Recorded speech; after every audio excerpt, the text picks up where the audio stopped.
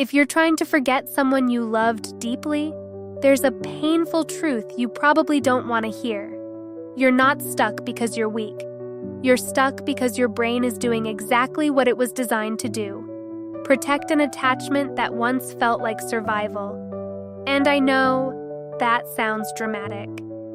But if you loved them deeply, it was survival in a way. Because when you attach to someone, your nervous system quietly starts to treat them like home. So when they're gone, your brain doesn't register it as a breakup. It registers it as danger. That's why you can't just move on. That's why people telling you time heals makes you want to scream. Because time doesn't heal what you keep reopening every single day. And I'm going to be honest with you, brutally honest, because you asked for that. If you still can't forget them, it's not because they were special, it's because you're still feeding the bond. Not on purpose, not consciously, but in tiny, invisible ways that keep your brain addicted. And later in this video, I'm going to tell you the one thing people do that secretly keeps them emotionally attached for years without realizing it. It sounds harmless.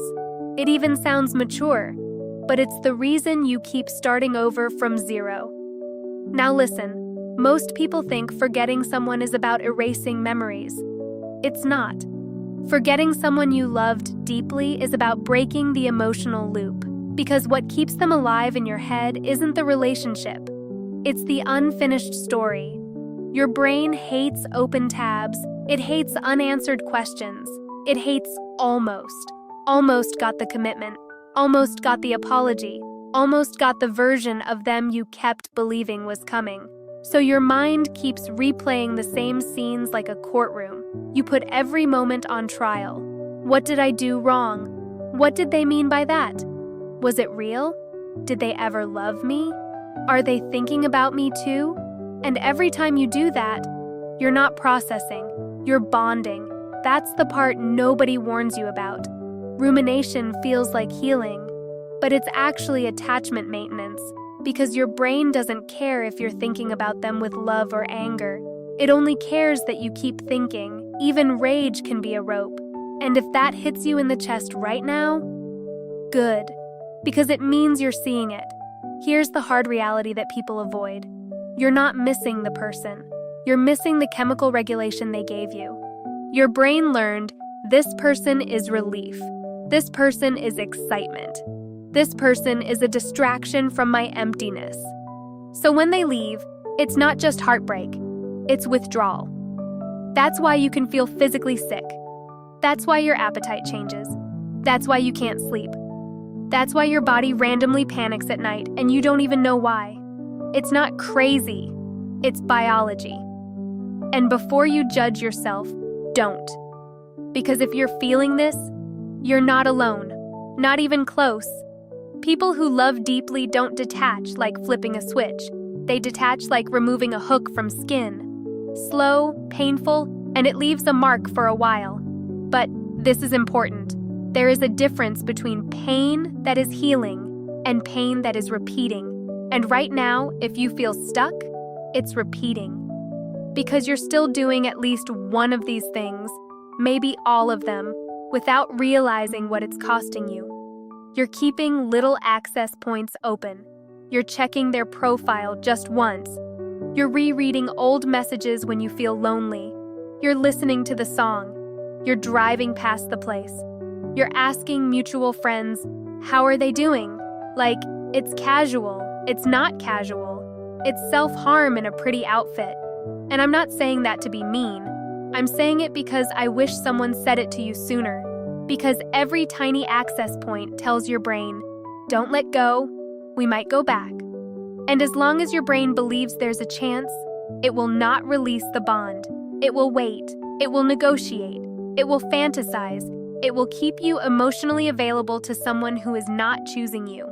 That's the rage part, right? Because it's unfair. You gave them love. You gave them patience. You gave them a version of you that tried. And what did you get? Uncertainty, mixed signals, silence, or worse, breadcrumbs that keep you addicted. And if you're sitting there thinking, But it wasn't all bad. I know. That's why it's so hard. Because what you're grieving isn't just the person. You're grieving the future you built in your mind. The vacations you pictured, the texts you expected, the inside jokes that no one else understands, the version of yourself that existed when you believed you were loved. So, of course it hurts. But here's where we shift. Because you don't heal by romanticizing them, and you don't heal by demonizing them either. You heal by getting radically clear about one thing. Love is not proof of compatibility. Love is not proof of safety. Love is not proof they are good for you. Love is proof that you can bond. That's it. And you can bond again. Not with just anyone. Not tomorrow. But you can. Right now, it feels impossible because your brain is treating this person like the source. Like if they're gone, love is gone. That's not love. That's dependence. And again, no shame. It happens when someone becomes your emotional oxygen. So what actually makes you forget someone you loved deeply? It's not forcing yourself to stop thinking. That backfires. It's not trying to be strong. That just makes you numb in public and collapse in private. It's not waiting for closure, because closure is a myth people chase to avoid accepting the truth. Closure is what your brain calls one more conversation, one more explanation, one more chance. But the most brutal closure is this: they left. Or they didn't choose you fully. Or they kept you in a half relationship. And that's the answer. Not the answer you want. The answer that frees you. Because once you accept that, you stop needing them to understand it. Now, listen closely, because this is where you start taking your power back. Your brain has linked them to a version of you who had a role, the one they texted, the one they wanted, the one who was their person, the one who had a place in their life. When they leave, it's not only I miss them, it's who am I without that role? That identity gap is the part that keeps people stuck. So forgetting someone is not about deleting them. It's about rebuilding you. New routines that don't include them. New places, new patterns, new self-respect. Because your nervous system needs evidence that you can be okay without them. And you don't get that evidence by thinking. You get it by living, even if it feels fake at first. Even if you feel empty doing it. That emptiness is not a sign it's not working. That emptiness is the space where the new you is being built. Now, I promised you the one thing that keeps people attached for years. Here it is. It's staying emotionally available just in case. It's the soft little sentence you tell yourself that sounds mature but is poison. I'm open to them coming back. Or, we can be friends. Or, I just want them to be happy. And look, you can genuinely want someone to be happy. But if you are using that as a reason to keep a door unlocked, you're not healing, you're waiting. Friendship after deep love is not impossible, but not when you're still bleeding. Because being friends often becomes a socially acceptable way to keep access. And access is the enemy of detachment. Because the brain does not detach from what it can still reach. So if you want to forget someone you love deeply, you have to do something that feels terrifying at first. You have to make it final in your nervous system. Not dramatic, not hateful. Final. Final means no checking. Final means no updates. Final means no secret hope. Final means I stop giving my mind new material to build fantasies with. And yes, you will feel worse before you feel better. That's withdrawal. Your brain will throw tantrums. It will romanticize them. It will rewrite history. It will show you only the good moments like a highlight reel, because your brain is trying to get the drug back.